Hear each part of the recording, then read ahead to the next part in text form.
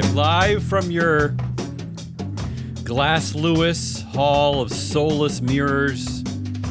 It's a Business Pants Friday show here at October 17 Studios featuring analyst Hull Matt Moscardi. On today's weekly wrap-up, CEOs saying sayings, a principal director resignation, and CEOs really hate poor people? Is that what's happening? I don't know. It's possible. There is a weird... Well, not weird. There is a thing happening. Yeah. There's a thing happening. Yeah, CEOs don't like crime, but instead of like discussing the root causes of crime in our society, they just want big burly men and guns to show up. Is that what you're talking about that's happening? That's one of the things that's happening. But the other thing that's happening, because I thought for a while that, you know, Larry Ellison and Mark Zuckerberg, all of these big billionaire CEOs were building giant bunkers and estates in Hawaii, often in the islands somewhere. Ellison owns his own island. I thought they were doing that because they were like worried about climate change and zombies, and they're doing it because they're worried about us. They are yes. desperately worried about us. They don't like us. Regular people. They really don't like us at all. And they especially don't like people who don't have homes. It's like if Howard Hughes multiplied and was given $1 trillion each. That's kind of what's happening. They're all like walled castle, weird, paranoid, delusional. That's us. Now that's billionaires with us. That's it. That's how it works. Yeah. Right. Okay. Do we need to do more of a show? No, that's the show, I think. That's the show. That's it. Yeah. All right, let's get going. Story of the we week. have a sponsor. We got a sponsor. Oh, our show today is being sponsored by FreeFloatAnalytics.com, the only platform measuring board power, connections, and performance for free. We want a new sponsor. You said last week. We like this sponsor. But other sponsors, if you're out there, we're not so insipid. Actually, we're right a lot. We're right all the time. Like you would happily advertise on Joe Rogan. Like, why would you not advertise here? Right. Just because we don't have any... Is this not the Joe listeners? Rogan show? I thought we've been doing the Joe Rogan show this whole time. Just because we don't have any listeners is not a good reason. I heard that Joe Rogan's listeners are 80% male. Do you think ours are 80% male? I think ours... And can you do 80% of one? How do you do a percentage of one 80% listener? of three is what? What number is that? 80% men. That sounds horrible. All right, come on. Story of the week. Come on. Here we go. I love that music now. I'll try to go quickly on this first one. Blowhard CEOs. That's it. That's the first one. Now, okay, done. These are all headlines from just this week. I mean, this is in honor of Jamie Dimon Says. We love it when the chair and CEO of JP Morgan, he says stuff, and the reporters like to report what he says. He says a lot. But listen to this. Listen to this list this week, and listen to how horrible some of this stuff is. No particular order. Cerebras CEO Andrew Feldman says, you can't build something extraordinary working 38 hours a week. So, shitting on workers, I guess. Is that what he's doing? Sam Altman says, if jobs get wiped out, maybe they weren't even real work to start with. Oh, I'll come back to that one. I like that. Marc Benioff says Trump should send guard troops to San Francisco. Yeah, we're going to come back to that too. Yeah. It's all fun. I love saying. Let's say some more. Peter Thiel says he warned Elon Musk to ditch donating to the Giving Pledge because Bill Gates will give his wealth away to left-wing nonprofits. What makes them left-wing? Is it that they work with poor people? Of color, is that the women, left-winginess? that kind of thing. Where are we? JP Morgan, Jamie Dimon says, there he is. Oh, our favorite says. There's a heightened degree of uncertainty. Best Buy's CEO says growing spending power gap between affluent and poor keeps me up at night. Does anybody ask the Best Buy CEO's opinion about stuff, though? Like, why is that a How about this one? Billionaire bosses like Jeff Bezos and Reid Hoffman, they don't say, they denounce. They denounce work-life balance. And some think working nonstop is key to success. Oh, I like denouncing. There's not enough denouncing. There's too much saying and not enough denouncing. Logitech CEO Hanneke Faber says she would consider adding an AI agent to her board of directors. How about that one for stupid? That's not dumb. That's a great idea. They'd probably be more independent than most board members. Plaid CEO says it's inevitable AI will drive our financial lives. Verizon exec tells unemployed Gen Z they can always volunteer to stand out in the current bleak job market. No one's going to say no. I can't wait. No one's going to say no to free work. And finally, Figure AI CEO Brett Adcock says the robotics company is building a new species. Ugh. I don't know. This is a guy who has a Bachelor of Science in Business Administration from the University of Florida. This is the guy I want. He's the one I want running a company, creating a new species, by the way. I want Brett Adcock. That's who I want. Usually when I write down my notes of what merit looks like, it looks like guy who's never dealt with species builds new one.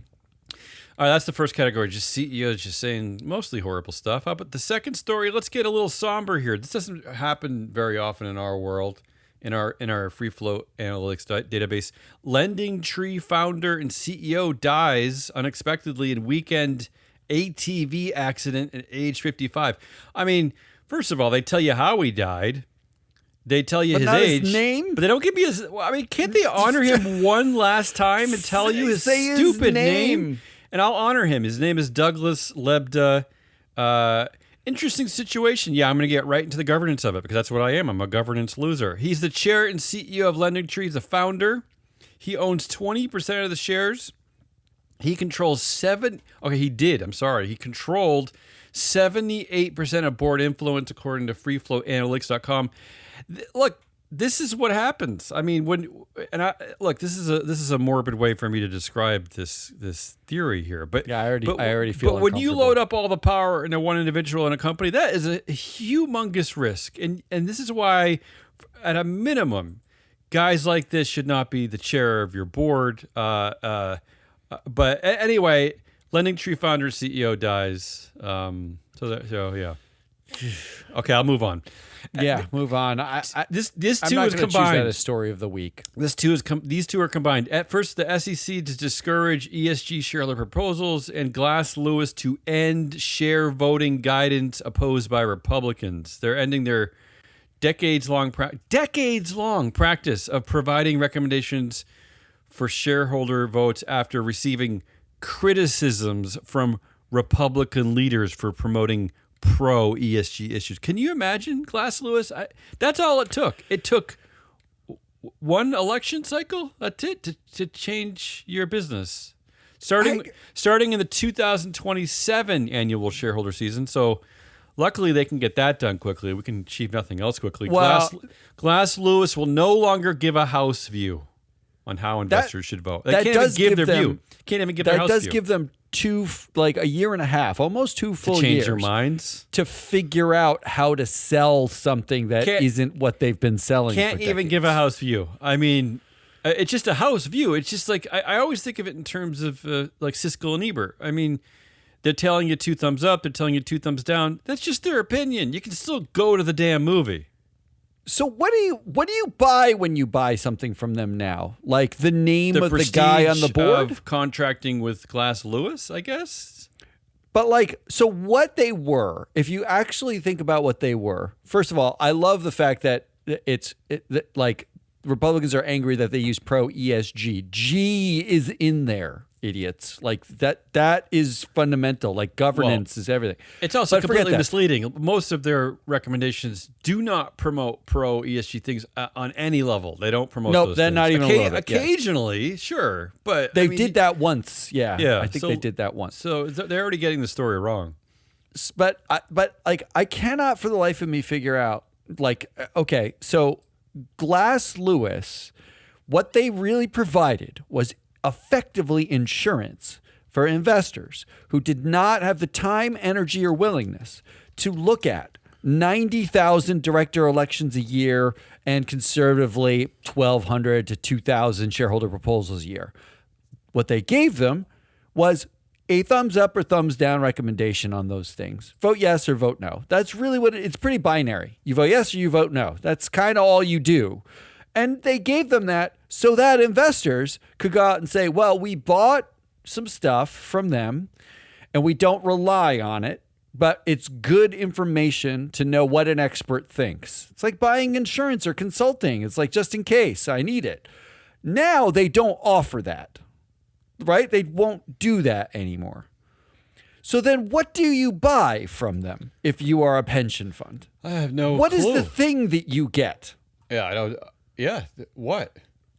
Like, what? You only wanted it for the insurance. So what they effectively did is put themselves out of business, didn't they? I hope so. I hope so. Anyone who contracts with Glass Lewis or knows anyone who contracts with Glass Lewis, send them our way, please. Just honestly, like, we will undercut any pricing. We will provide more information, and we won't be left or right. We will, unless you want us to be.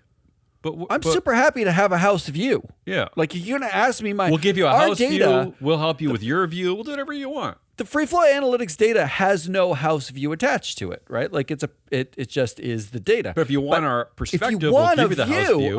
I will happily give you a Glass view. Lewis. Ridiculous. Come on. All right. I got to throw this story in here. Meta removes Facebook page allegedly used to target ICE agents after pressure from the Department of Justice. This story's not getting a lot of press, but seems pretty important with everything going on. And finally, how about this horrible story? And I mostly picked this story because I looked at their board. The Duke University has officially ended its full ride scholarship for black students in need of financial assistance. Now, mind you, this is a university in the South. They're in North Carolina. Now, I looked at their board of trustees. There are 34 members of the board. Okay. 4 of those members are either the president of Duke, Vincent Price, or 3 students, because they have a system where they nominate some undergrads and grads. So that's 4. I've seen that's that 4 out of the 34. 2 of the 34 are God people. They're either a bishop or a retired bishop from the same church, the United Methodist Church. They both happen to be black bishops. I don't know why. At one church. From the United Methodist Church. Fine, great. Got it. And then there's a journalist who also sits on the board of an insurance company. So I didn't know what to call her. She's kind of in business, right? But she's also kind of a journalist. Okay, so there's those people, and then the next 27 people are all from the corporate world, including Chair and CEO of General Motors, Mary Barra, CEO of Apple, Tim Cook, COO Silver Lake, Karen. The list goes on and on. Michael, CEO Ally Financial, Michael Rhodes. 27 of the 34 people who I'm guessing, hoping were part of this decision. These are the people responsible for officially ending full ride scholarships for black students in need of financial assistance from the South, from the North Carolina University Duke, who is more than capable of providing that financial assistance for. But there you go. I had to include that story because sometimes you just don't know what you're going to find when we dive into some of these boards. But this one, 27 of 34 members, incredible. I mean, just incredible. So every one of those people went to Duke then, right? Yeah, I guess. But is that the point? What percentage of them do we think got a scholarship? I don't know. What we're seeing, Jensen Huang just came out and supported Trump on tariffs. He supported Trump on everything. He's best BFF now for business decisions. And then Trump goes and charges $100,000 for an HB1 visa. And Jensen Huang says, I support Trump. Also, I would not have been able to come here into this country without that, right? My family would not be here without that, without the HB1 visa. Is this another situation in which a couple of business people make millions or billions of dollars by leveraging a system that exists, like getting a scholarship, for instance, and then are happy to dispense with the scholarship when it's politically expedient to dispense with it. When like they've got their millions and they pulled themselves up by their bootstraps, apparently. That's always the interesting sort of hypocrisy of those moves. But I see like J.B. Pritzker's on this list. Yeah, look, I'm not suggesting that all of these people were in favor of this policy. I'm just, J.B. Pritzker is the governor of Illinois, a huge liberal, but also comes from a business family. I mean, I included him on that list of 27 because his fortune and his fame that has allowed him to win things like the governor ship of Illinois comes from his family money. I think that's a big part of it, which is from the Hyatt Hotels fortune. But so I felt safe putting him on the business list. But yeah, I mean, I think what's galling about this not only is that the board of trustees are controlled by CEOs essentially, but also, I mean, a place like Duke University that comes from the South in the United States of America, where especially a state like North Carolina with the tobacco plantations, and the founder of Duke University himself, which it used to be called Trinity College, his name was Braxton Craven, was a slaveholder who publicly defended slavery. Look, I'm not suggesting that it's every Duke student's job and it's Duke's job to wrestle with the history of slavery in this country, but hey, I lump this in with Glass Lewis. I just really can't believe the types of people who are making such massive policy decisions just because of what? I don't know. I'm just unclear what's happening. I'm just unclear why it's so easy for institutions like Glass Lewis and Duke just to do this. To cave. Just caved. I'm just super unclear about it all, honestly. There's a lot of groupthink on this board, right? Like there's actually two people from Apple on this board. There's two people from Silver Lake.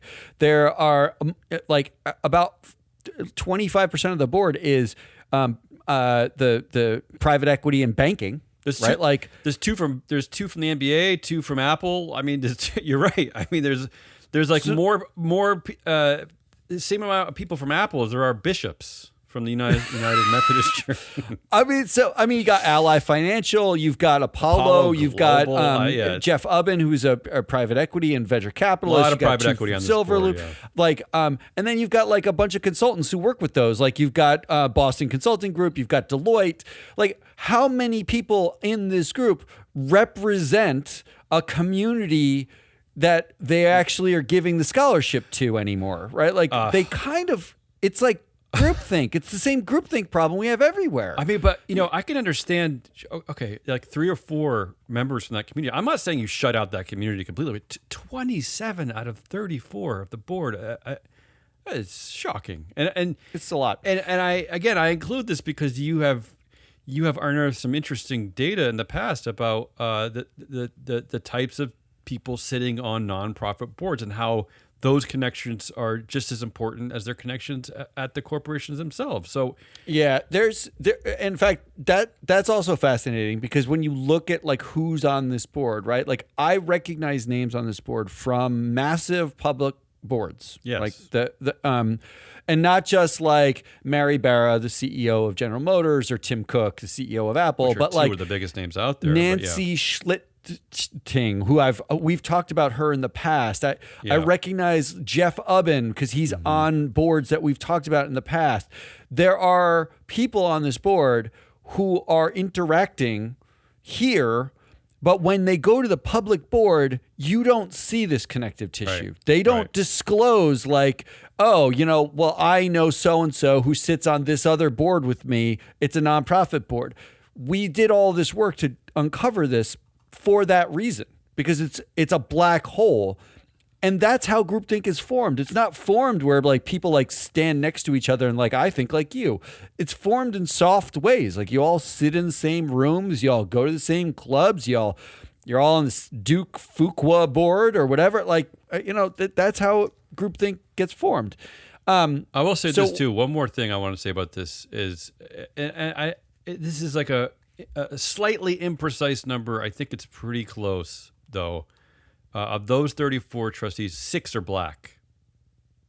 That includes a former NBA player, Grant Hill, who now is in the business world, and the two bishops.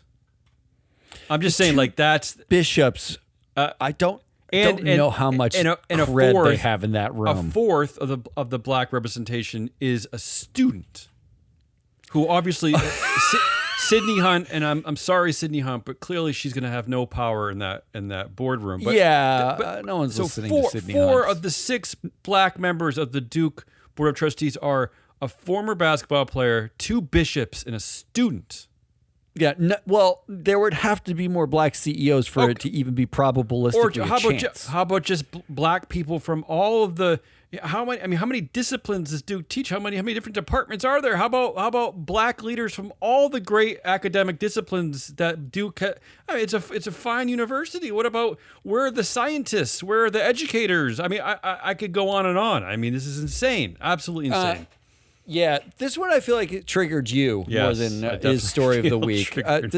I think the story. So your stories here are Blowhard CEOs. Let's move on. Come on. Lending Tree founder Douglas Lebda dies. SEC to discourage ESG shareholder proposals, and Glass Lewis also decides to discourage not shareholder anymore voting. Like I guess they've hung it up. No more house view. Meta reviews Facebook page for targeting ICE, which free speech absolutism though, and Duke's killing full ride scholarships for black students who need it. The Duke story sort of overlaps a little bit with CEO says, right? Because the CEOs, what they say and think is really the most important thing these days. But yeah, go ahead. You did pull another story that says CEOs have become influencers that I saw on our story list, which is evidence that like this. If we're asking the Best Buy CEO what she thinks of stuff, like Best Buy went bankrupt 7 years ago. Like they're not. It's not exactly the company that we look to influence us. This has always been the problem with the American governance system of paying our CEOs like they're kings, like they're emperors. It gives them an overinflated egos. I mean, and it probably makes them think that everything that they say and do is important. This is why they get involved with. This is why like a guy who graduated in chemistry and biology from Duke of all places, he's now the CEO of Plaid, which is a financial company, and he says it's inevitable AI will drive our financial. I mean, they're just in territories where they don't belong. I mean, this is just it's out of whack. They're of course they're influencers because they think they're so important. They're paid that way. But I do think the story of what's the story of the week? Yeah, come on, help me. Is the SEC and Glass Lewis. That's the story of the week. This week, Paul Atkins gave his speech in which he basically said, we are going to review whether or not shareholder proposals need to exist. Yeah, and we predicted this already, right? Of course we did. Several months ago, yeah. Not only did we predict it, but we've been railing on the fact that investors focus so much and the media focuses so much on shareholder proposals. How are we going to vote them? What does that vote mean? They're better political theater. Like the only ones who win shareholder proposals are John Chevedden, Jim McRitchie, like corporate governance I don't even know how focused those get support anymore. Proposals from trusted shareholder proponents. Those are the guys that win. Yeah. Because they've been doing it for 20 years. We all know who they are in our circles. And we all know that they're doing it for all the right reasons. Yeah, they're smart. But you could make the case consistent. But you could make the case that suggesting that a shareholder has a say whether the CEO is also the chairman is a form of like socialism. It's meddling. It's like don't get involved. Well, that's exactly what the SEC is deciding. That is a form of meddling, not a form of governing. Tongue-in-cheekly, I joked that we're basically on this slippery slope to first they'll get rid of say on pay, and then they're going to get rid of the right to vote on directors. And I kind of meant it as a joke, but I don't think I really do mean it as a joke. I think that we're heading towards shareholders having no say in anything. Well, the corporate democracy is the canary in the coal mine for the federal democracy.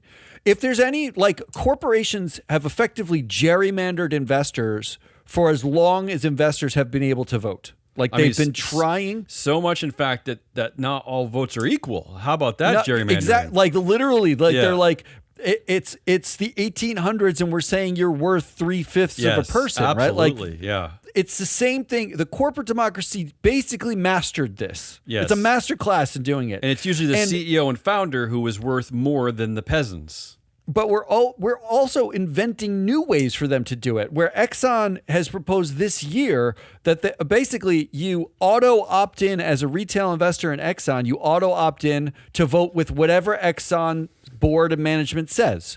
Like and the estimate is that they will recapture 10% of their vote in perpetuity for nothing. Like they basically just take the vote. Exxon, the proxy contest, was it Engine 1? Was it Engine 1? Yeah, engine number 1. That really upset Exxon.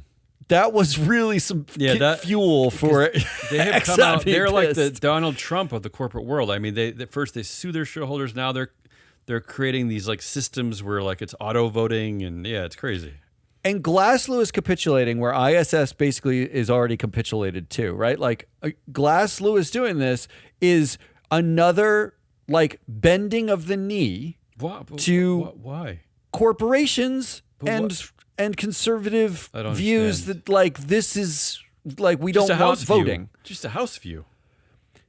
They don't want voting. You know what people in power don't like? Well, that's democracy. True. They really fucking hate democracy. Let's move on. That's definitely the story of the week. Yeah, we got to watch that because that means the only thing left for you to do if you're an investor, and I mean every investor, you're an individual, you're an institution. The only thing left for you to do is to vote against directors. Stop fucking around and vote against the directors for once. I know you said it's too aggressive and we just want to have conversations. Guess what? There's no more conversations.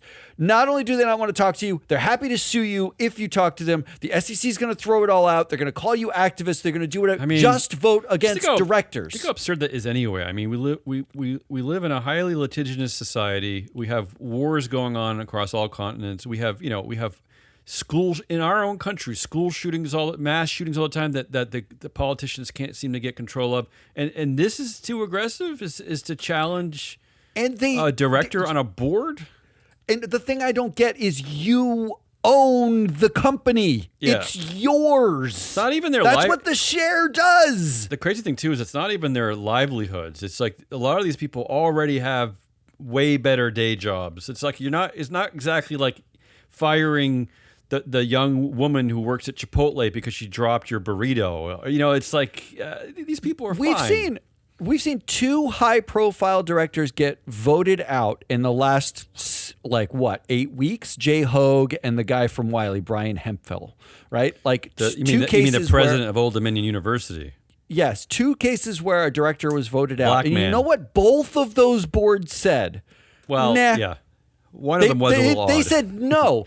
Not only do you not even, they don't want you to vote. Right. When you do express any vote and opinion, they ignore you. That's where we're at. Let's do Goodliest. All right. Let's do, are we on Goodliest? You got me ranting now. I have 2 this week. Yeah, you there go were 2 first. good things. You go first. I have this one. This is the headline. Ron Conway skewers Marc Benioff in board resignation after 25 years. I now barely recognize the person I have so long admired. I love this. That's a guy who quit. Director resignation, but it's not a public board though, right? It's like a foundation. I know. It's close though, Ron Conway. Come on the show, Ron Conway. But he quit. Like somebody quit. He said like a billionaire's gone off the rails. I like that. Yep, I like it too. My second one is actually really, really simple and for the stupidest possible reason. Yeah. Houston American Energy. I know nothing about this company. Yeah. Houston American Energy declassifies board of directors. Congratulations. I love that. It's possible. It's possible. In Texas? Did you see that? In Texas of all places. Well, Good going. they're not listed in Texas. They're still in Delaware. They'll relist in Texas. I actually have 3. To wash the bad taste out of my mouth of all the horrible things that CEOs are saying, I actually have 3 things I like CEOs. I like what they're saying. Mark Cuban urges companies to share stock options with employees amid rising CEO pay gap. Home Depot founder Arthur Blank. You said you were rewatching the Falcons Super Bowl. He's famous. He's famous for being on the sidelines of that Super Bowl. I needed to feel good about something. Yeah. Home Depot founder Arthur Blank donates $50 million to Atlanta's historically black colleges and universities via foundation. Although he should give some to Duke now too. Although, Well, it's a small part of his fortune. It's still good. It's still good. And how about this? That maybe the first time I've ever praised Howard Schultz. That's the Starbucks founder and 7-time CEO. Howard Schultz said he's worried with a big W about AI. He said he drew parallels between the speed at which social media progressed, how regulation around social media lagged behind, and warned that AI is on the same trajectory. He's basically maybe the only guy, the only CEO type who has come out and he's parroting our words, which is like, what the fuck is going on? Like social media. I'm sorry. We already know social media ruined our world. What's next? Okay, I know you're going to find some way to crap on this. CEO says, I know you're going to crap on this. Well, first of all, Howard Schultz. You mean like? All right, don't. This is part of the pattern. You're not allowed to crap where on like my good prominent list. person leaves everything, then says what they actually think. Nope. Like he wouldn't have never done this if he was right, still. though. He's right. Like. Home Depot founder Arthur Blank gives $50 million of his $11 billion net worth. All right, what's our winner of the? Do we do winners for good list? We do winners. I'm going with the winner is Houston American Energy declassifies board of directors. I'm going to go with. We're going to do a tie because I want Ron Conway to come on the show and yell about Marc Benioff. That's my tie. All right, it's a tie. Let's do go. assholes. Come on. Oh no. There's a couple. The last two are short. They're just headlines. Oh. I like short. I mean, look, the first asshole is really obvious. It's Marc Benioff himself, former big liberal Marc Benioff. I don't look Democrat, Republican, liberal, conservative. I don't care. I just want there to be an off switch for fucking billionaires and their big fat mouths. Okay. The headline was Marc Benioff says Trump should send guard troops to San Francisco. What's that going to solve anyway? By the way. He said this at the Dreamforce conference, which is the Salesforce's like conference where they talk about. I don't know, Salesforce-y stuff. I don't know. Salesforce's biggest client is the U.S. government. Yes, that's true. I imagine. Actually, that's true. Yeah. Yes. No, that's true. Well, because it's the U.S. government's the biggest employer, so it's like they just work with employers, right? So, but this is the same conference. In 2023, he threatened to take this conference out to another city because he was worried about homelessness and drug use in San Francisco. Well, okay, but he's worried about it like for his own personal well-being and safety. He's not worried about the people who are homeless and the drug use. He's not contributing to that problem. Well, right? Let's just do some populist math because at the time he was worth $8 billion and there was an estimated 8,000 or so homeless people in San Francisco. Oh, he could have solved that crisis. The median home price in Oakland is $800,000, meaning he could have bought every homeless person a house, including the children, every single one of them, in cash, and still had $4 billion left over. So he could have solved this problem in a market where the home prices are extremely overinflated. $800,000 is the median home price in Oakland. Horrible. That is the most he could have bought every homeless person a house. Marc Benioff, it's horrible. It's a horrible statistic. Now, he does have like a foundation where they donate a lot of money, but I actually did the math. 10% of the money that his foundation donated was to give AI access to like poor people. And it was like, wait, what? They don't need that. Wait, what? They need Say homes. That again? Like what did he gave 10%. They donated like $34 million last year. They get 10% of Salesforce Foundation's donations went to education access for AI and technology. Oh. That was 10% of it. Okay. I just thought that was kind of funny. But last night, no, it's not funny. That's you're using the wrong word. It's not funny. Last night he posted this tweet. This is last night. It is a picture of himself standing next to a cop. Oh, cool. A random cop. Yeah. And he said that this is the, quote, safest Dreamforce ever. Okay. He said there are 50,000 attendees, safely screened 300,000 times. Uh-huh. Was that a concern? You want to know how many instances of violence there have been at Dreamforce conference? How many? None instances of violence. Yeah. What are we crowing about? What is he doing? No major incidents. 200 additional officers were added, and then talked about how great the San Francisco Police Department and the mayor at keeping their neighborhoods safe and clean are. This is the guy who, at that conference, said they should bring the National Guard to San Francisco. at the conference where he said it's the safest conference ever, he wants the National Guard there. Why is he Maybe he actually was confused. Yeah. He was actually confused because also this week, while he's begging for the National Guard, for Trump to send the National Guard to a city illegally, he also, this was the headline, Salesforce linked security breach, fallout escalates with Qantas leak. Salesforce had a security breach that an estimated 1 billion records were hacked from Salesforce. So maybe maybe we're wrong about this. He doesn't want the National Guards at San Francisco. He wants them at the Salesforce offices to figure out who's hacking all of their fucking records because they can't do security themselves. This guy I just want you to turn off. I want every fucking Blowhard CEO to just stop talking. We don't need to know what you think anymore. I don't care.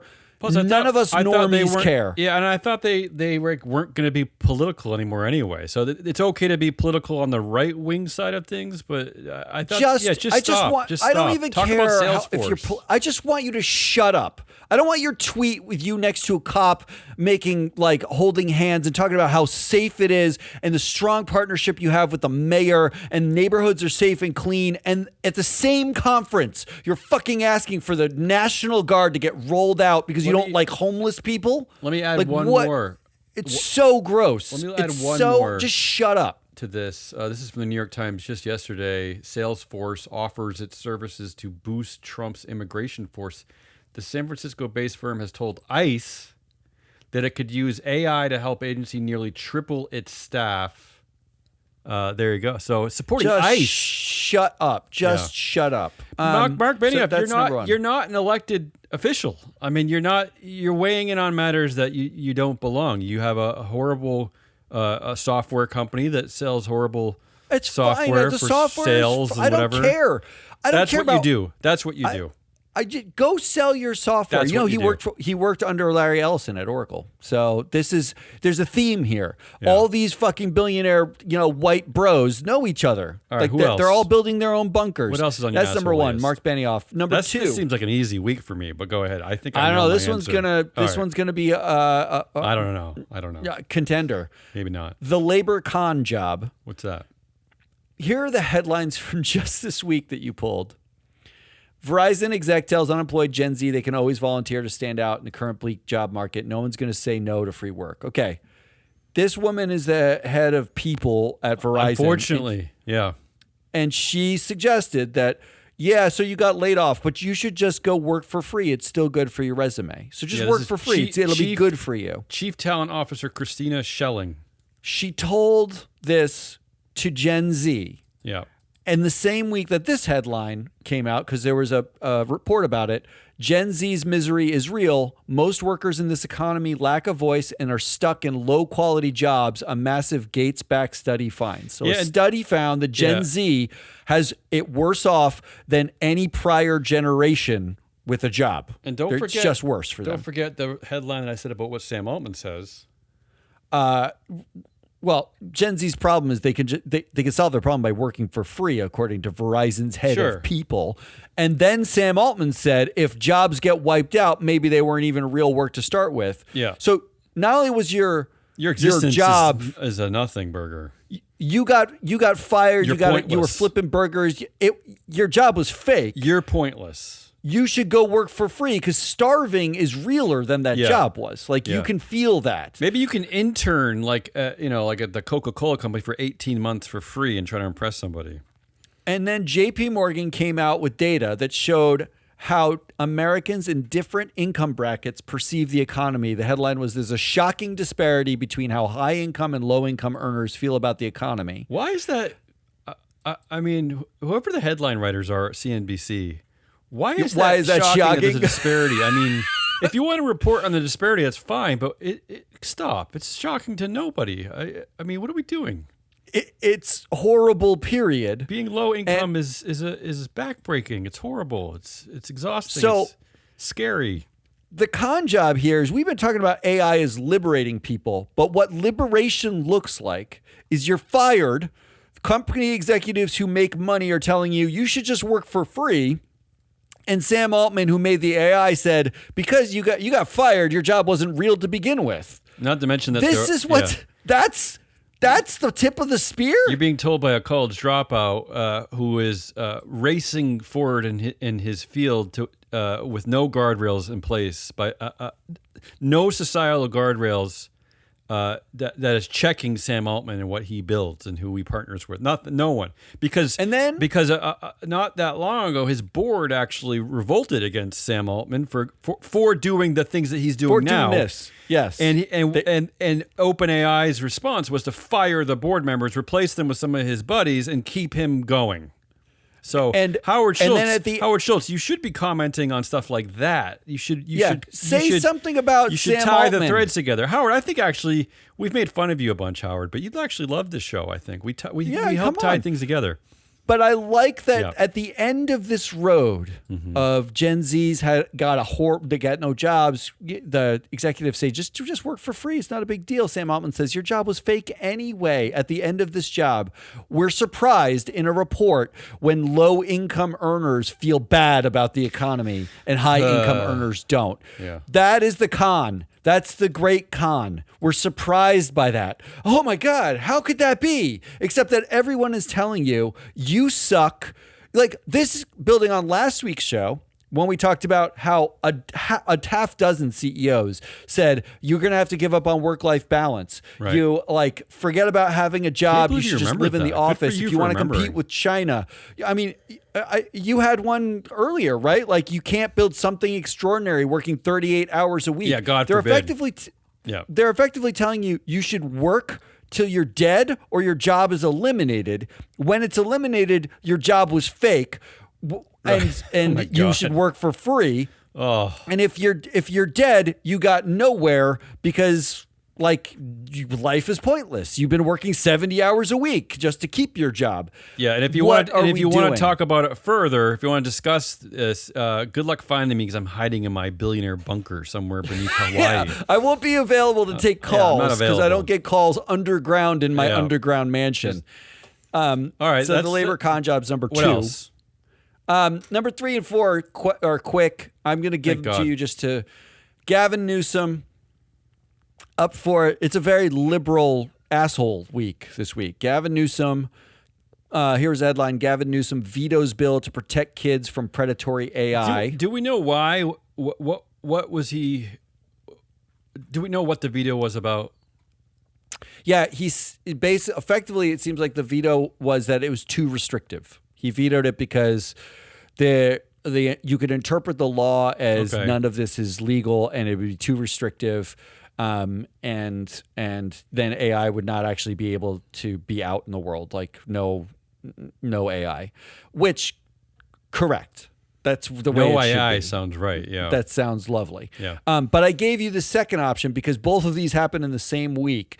Gavin Newsom vetoes bill to protect kids from predatory AI. Sam Altman's your second option here, which is Sam Altman says OpenAI isn't moral police of the world after erotica ChatGPT post blows up. Because this week, Sam Altman said that ChatGPT will be have effectively porn on it. You will be able to access or have porny conversations with AI. It's like unclear to me what it actually means, but they will do. They're calling it erotica, but it's porn. So Gavin Newsom vetoes a bill to protect kids in the same week that Sam Altman says we're going to release porn versions of ChatGPT. Now, I was going to include the story, but I didn't. But it works here. This is the same week that OpenAI essentially established the same bullshit that Facebook did with its oversight board. OpenAI establishes an 8-member wellness council to guide healthy AI interactions, and part of this is in response to a wrongful death lawsuit, which included allegations that ChatGPT contributed to the suicide of a young teenager. Now, OpenAI gets to pick the council, and not only that, but there are reports at their first meeting that they spent time talking about all the great benefits of AI for young kids, and so great start from that wellness council, but unbelievable. But this is easy for me this week. It's an easy vote. Really, you're just gonna. I'm go jumping with right to the top. Benioff? Usually it's not okay. I can explain. First of all, Gavin Newsom. California was the first state. Was it last week? A couple of weeks ago? That is at least started 2 weeks ago. They put attempted this out. some form of regulation against AI. Good. I love an attempt. Okay, but as we've said many times over the show, there are two states. Really, I mean, you could say that you could count them as like the only countries. I mean, they're the same population as countries. In there are two states in the United States that do anything anymore, and that's Massachusetts and California. Those are the only two that try anything for the public good. So I had to applaud Gavin Newsom for that. I don't like him vetoing this bill, but I'm not gonna. He's not the asshole of the week just for that. Sam Altman's every week. Sam Altman's like the asshole of the Times. Yeah, it's hard to say. It's hard to The labor con job. Great reporting by you, but it's an ongoing issue. I mean, but. This Marc Benioff, I mean, a CEO asking for troops to come into the city because basically he's disturbed by the sight of homeless people. That's really the root of it. I mean, I too live in a city that has a homeless problem, and the problem is not about me and my reaction to it and what I'm witnessing. The problem is that these people need homes. They need drug addiction. They need therapy. They need incomes. So Mark, the problem is that Marc Benioff, but he's afraid. And the other billionaires made it so expensive to live there that those people no longer can. Yes, one of many societal reasons that he doesn't spend any time going into. It's just that he wants to bring in troops with guns. Just bring in the troops. He's the easy asshole of the week. Easy asshole of the week. So easy. One of the easiest All right, ever. let's go. Let's move on. Let's do some headlines, winners, predictions, and get out of here. Oh, I'm so tired after my section. Yeah, we go a little crazy on this show. I have two good ones for headlines of the week.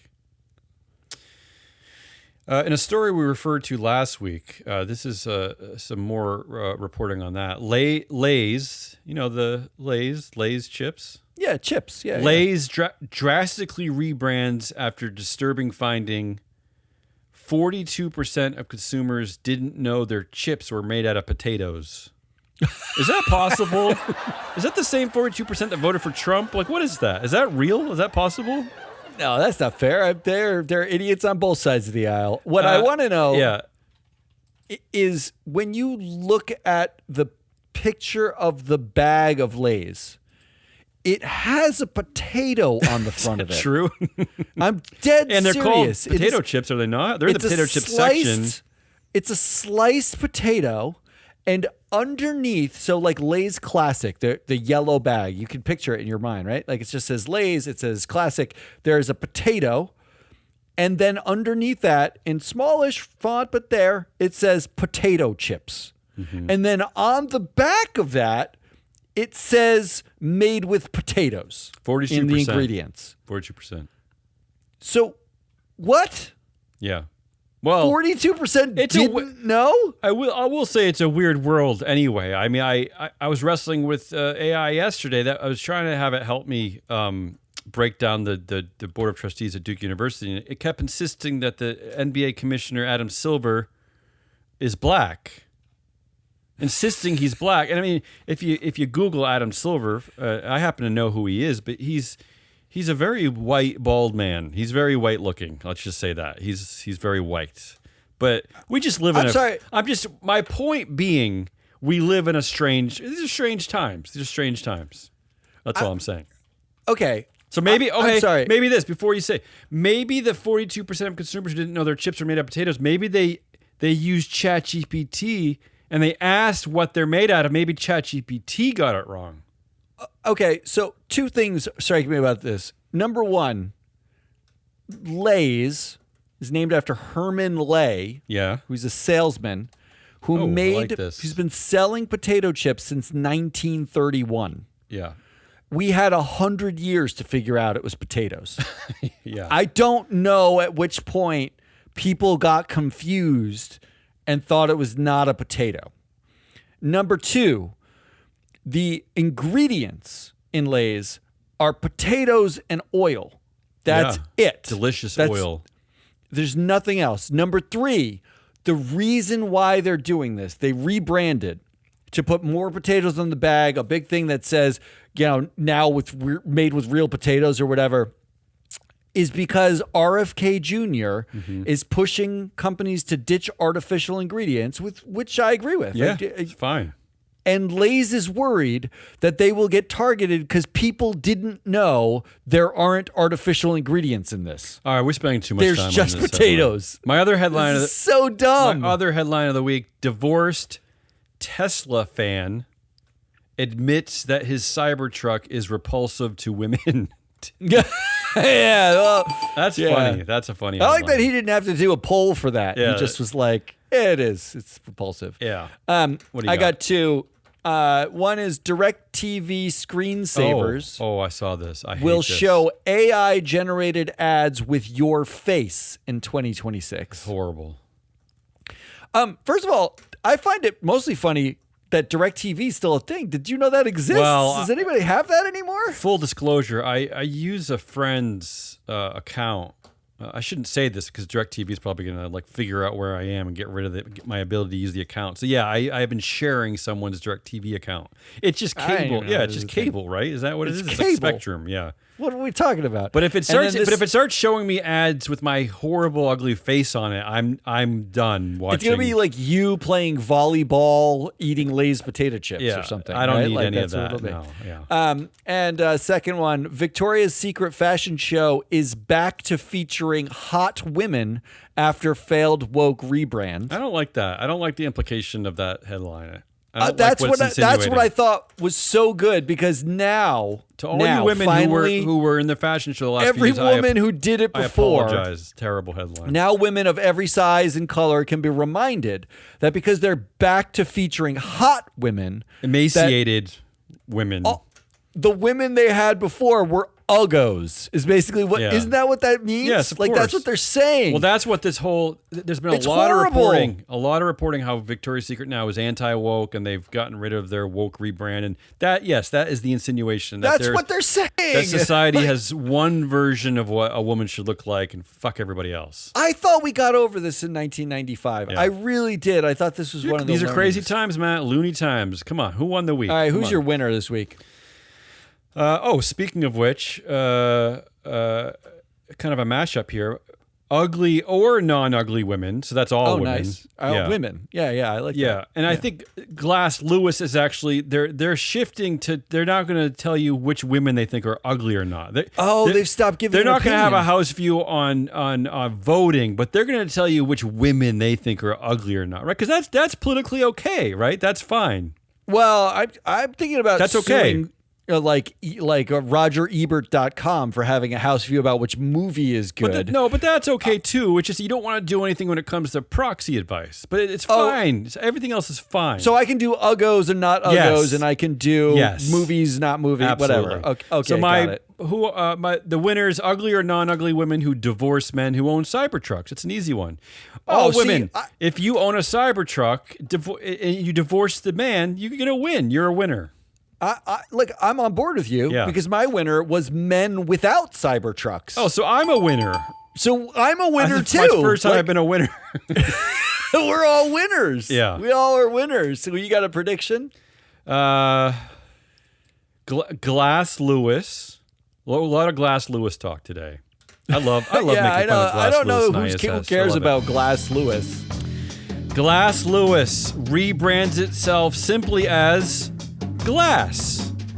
Oh, no more Lewis. Yeah, just a nice piece of glass. You can look through it. Just nothing. There's no. You can put it in front. You can put it in front of you, in between you and the tree in your backyard, and there's the tree. It's right. That's your house view. It's tree. I'm a bit worried that you can, if it was on a house, you could view the house, right? I'm a bit worried about that. Right, you can see the. Yeah, don't turn towards the house. Just don't look at the house with your glass. My prediction: Sam Altman, who said this week he's not the moral police of the world, actually is elected moral police sergeant of the world. We should have those kind of elections. Yeah.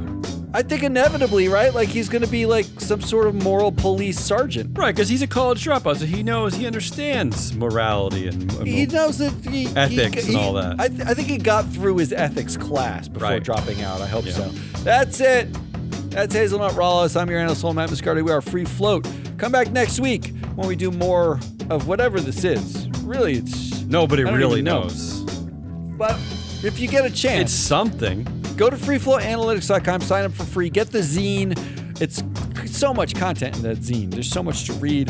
There's so much to look at. And while you're at it, you can go look up every single board in the world. Who's on it, how they perform, all sorts of stuff. So go do that. And you can go get Shareholder Primacy, another podcast. Next week, we've got a Proxy Countdown podcast we're doing. We got it, which has been fabulous. We're going to do that. Proxy season's just getting started. Come back then. Until then, good